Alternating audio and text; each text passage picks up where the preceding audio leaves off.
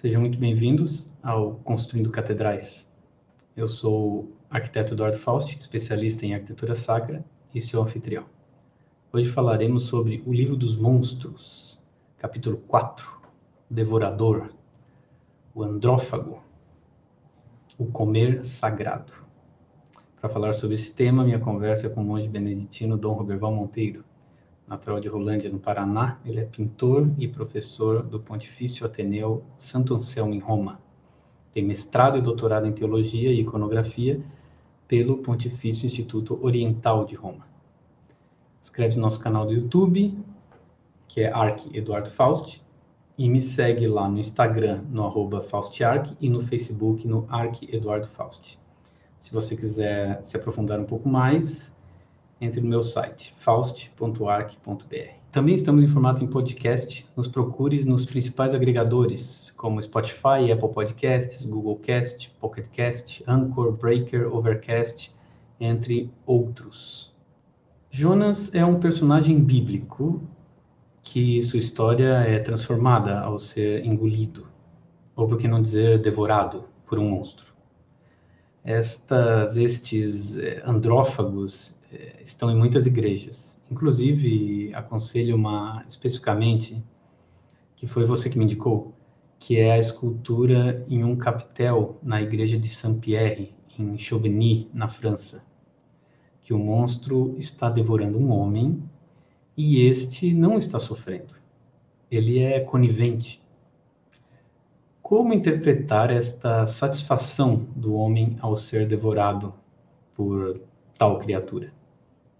Nós vamos ter um outro tipo de monstro, do qual nós não falamos ainda, que é o monstro devorador.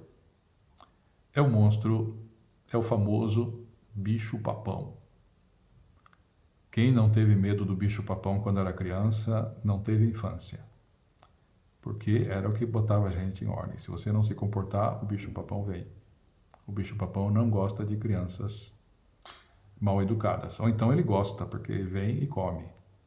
Isso, digamos, era uma pedagogia terrível. Depois, nada que, digamos, com 2 ou 3 anos de terapia a gente não consiga superar.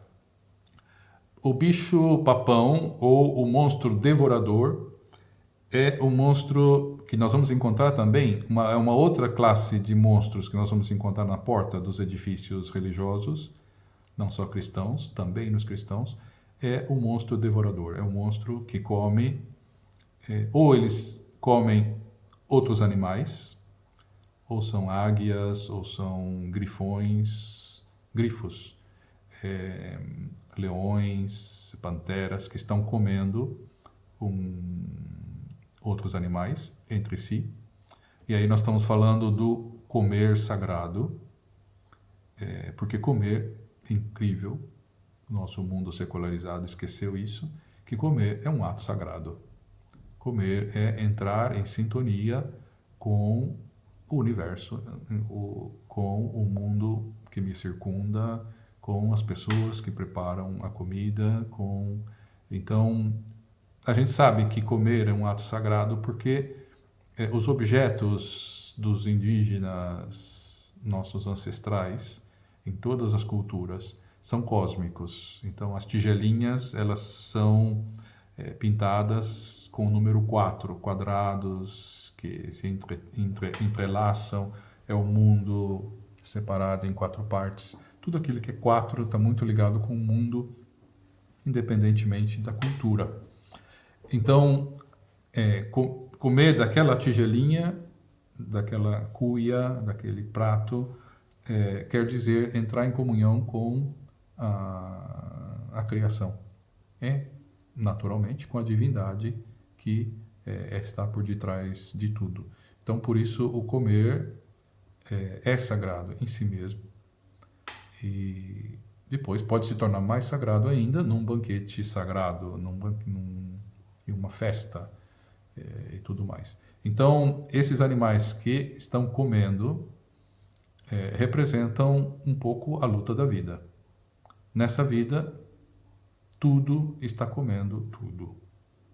Nós estamos comendo a vaquinha, nós estamos comendo a galinha, estamos comendo o peixe, Estamos comendo, estamos comendo a verdurinha, isso também para agradar os vegetarianos, porque a verdurinha também é vida. Então, é tão vida quanto a galinha. E não só, nós estamos comendo todos os bichinhos que vêm junto com essa vida. Essa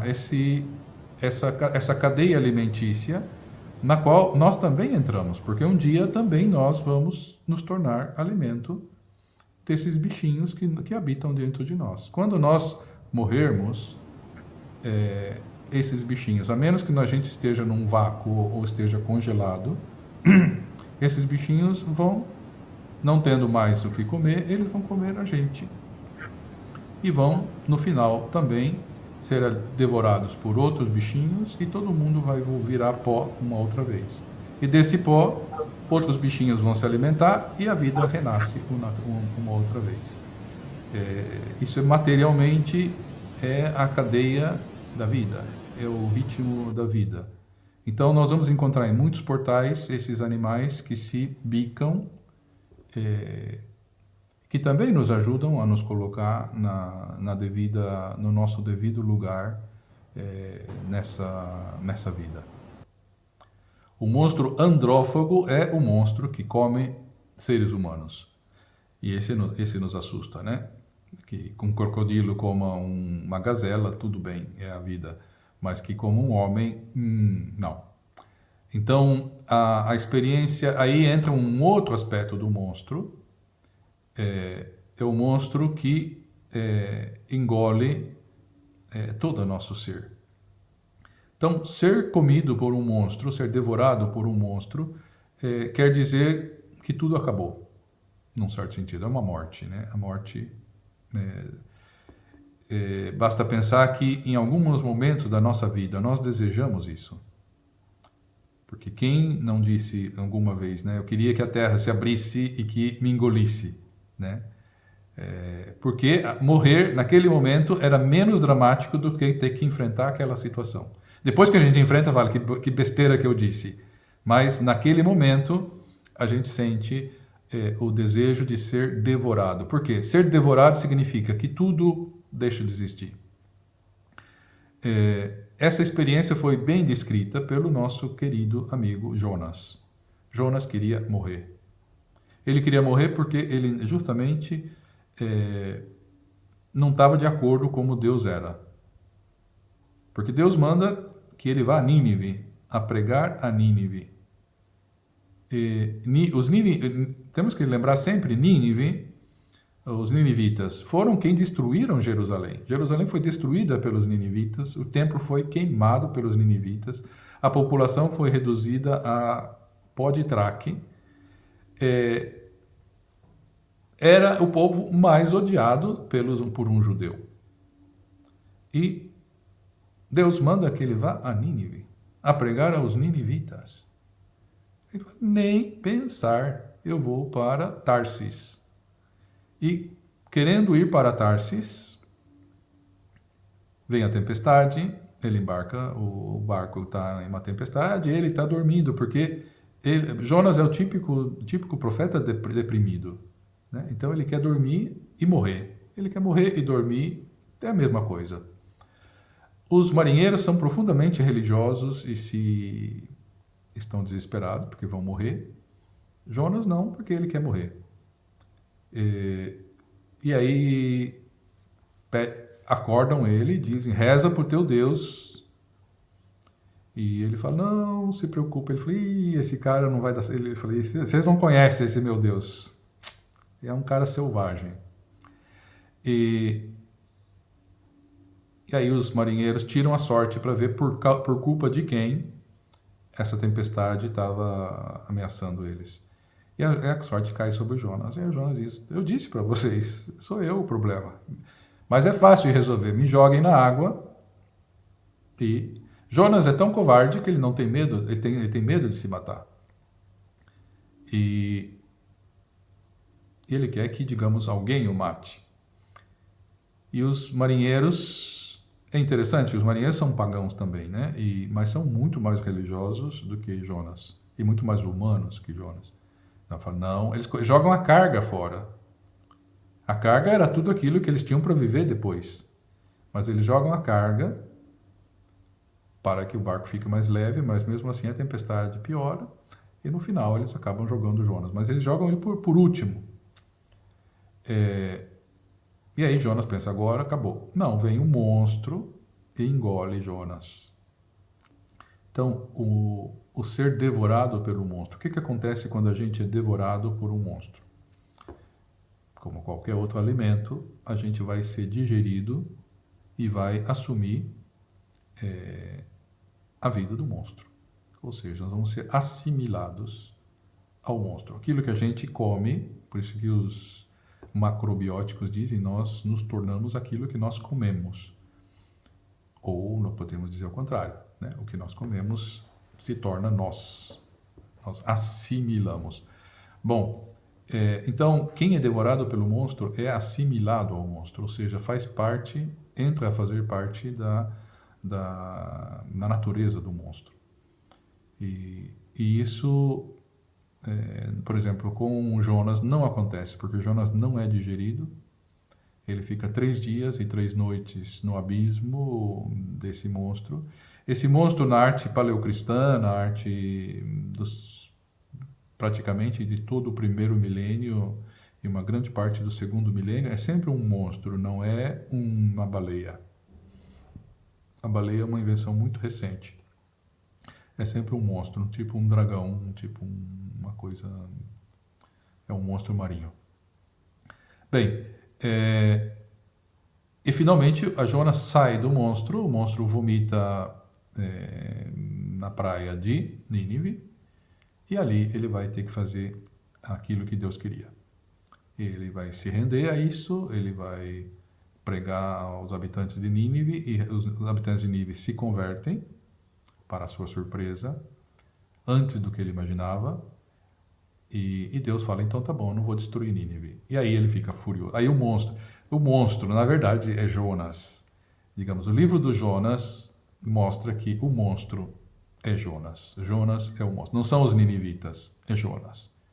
Jonas fica furioso e diz, é por isso que eu não queria fazer a tua vontade, porque eu sabia que você anuncia o castigo querendo, mas depois as pessoas mudam e você perdoa. E eu não gosto disso. Eu quero que você destrua esses desgraçados. E Jonas é muito parecido conosco. A gente não pode suportar que Deus queira tão bem a mim quanto os meus inimigos. Que Ele me ame tanto quanto aqueles que me fazem o mal e aqueles que tiram a minha vida. Para Deus, somos todos verdadeiramente iguais. Não tem uns mais iguais que os outros, não. Todo mundo é amado por Ele e Ele quer a salvação de todos. Não só de um, mas de todos. Bom, é nesse âmbito que vai a história do Jonas. E por isso, ser devorado pelo... Na mitologia está cheio de experiências desse tipo. Basta pensar numa mitologia mais próxima de nós, o Chapeuzinho Vermelho, o Lobo Mau, né? Em que a vovozinha... É uma coisa que eu nunca entendi, como a vovozinha estava inteirinha lá dentro da pança, da barriga do Lobo Mau. Na Escritura vão ter vários textos que vão falar que Deus é um Deus devorador. Então, ser devorado por Deus, ser devorado pela divindade, é o melhor que pode acontecer para nós. Porque significa que nós vamos fazer parte da sua natureza. E, de fato, a morte vai ser um dos símbolos da morte, né? Ser devorado por esse grande monstro, a morte que vem e engole o ser humano inteiro. O fato de que o monstro devorador seja colocado na porta da igreja, na porta de um templo, quer dizer justamente isso. O templo é símbolo do monstro. E templo é símbolo da divindade de Deus. E, justamente, estamos na porta, que é a boca do monstro. Então, vendo o monstro devorador na porta, quando eu entro, passo essa soleira sagrada, na verdade, eu estou passando pela boca do monstro e eu estou entrando dentro do monstro. Na liturgia, vamos falar da liturgia que a gente conhece, que é a liturgia cristã, católica. O que acontece dentro da igreja? Nós vamos celebrar a liturgia. Celebrar a liturgia significa nós vamos nos alimentar. Vamos alimentar. Nós entramos como alimento na boca do monstro, mas na verdade nós vamos ser alimentados pelo monstro dentro do monstro.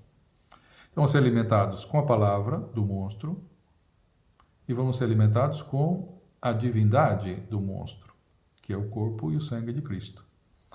Então, na verdade, ser devorado, na verdade, é um ser devorado e devorar ao mesmo tempo. Então, aí a gente entende melhor que nós vamos ver alguns bichinhos nos portais, sobretudo nos portais românicos e portais góticos, que tem um bicho que morde e ele é mordido também, né? Porque é um jogo de devorar e ser devorado, porque, na verdade, no fundo, nós entramos no ventre e ali o ventre joga um outro nível de linguagem simbólica, é um ventre gerador.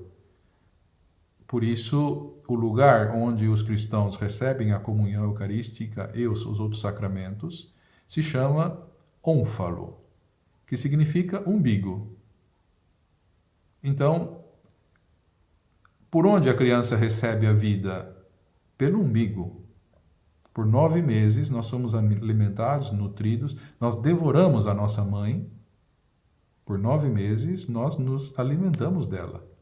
Nós nos alimentamos do sangue dela, da carne dela, do material orgânico dela o tempo todo. E depois que a gente nasce, por 1 ano e pouco, nós vamos nos alimentar do sangue dela, que vai ser, digamos, transformado pelas glândulas mamárias em leite.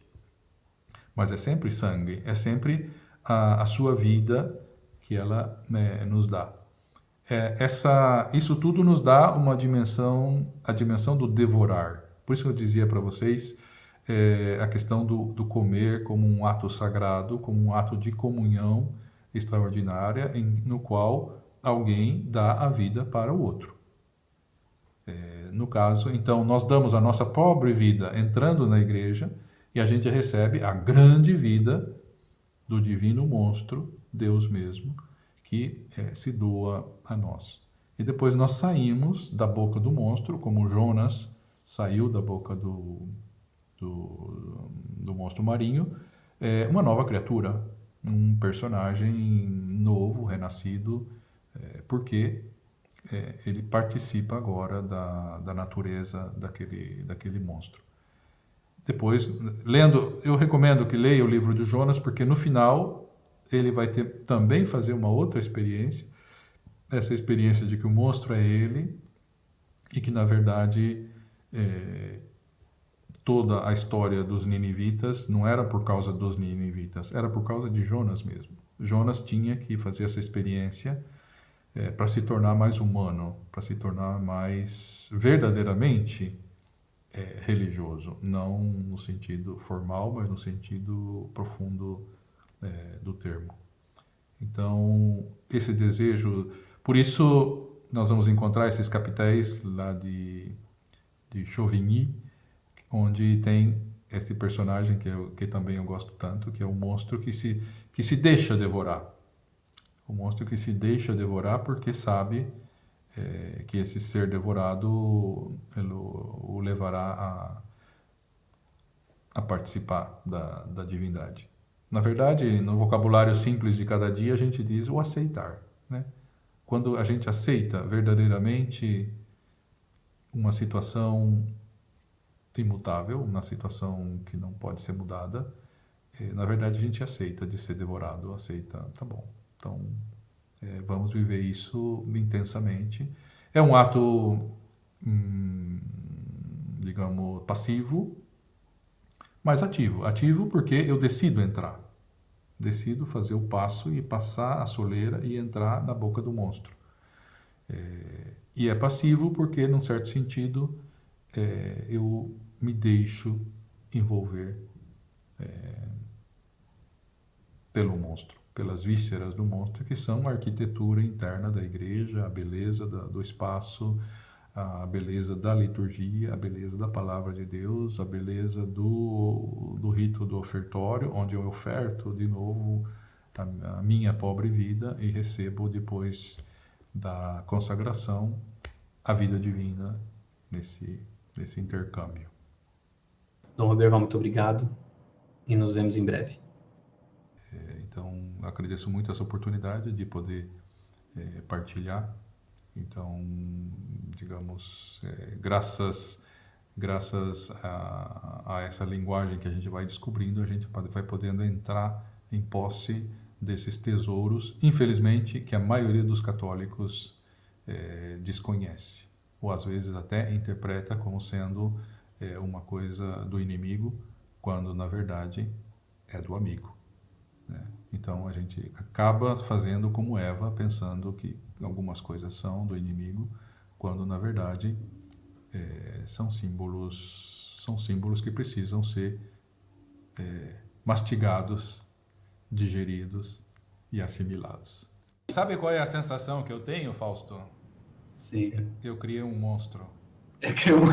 Olha aqui, ó. Falou nada mais.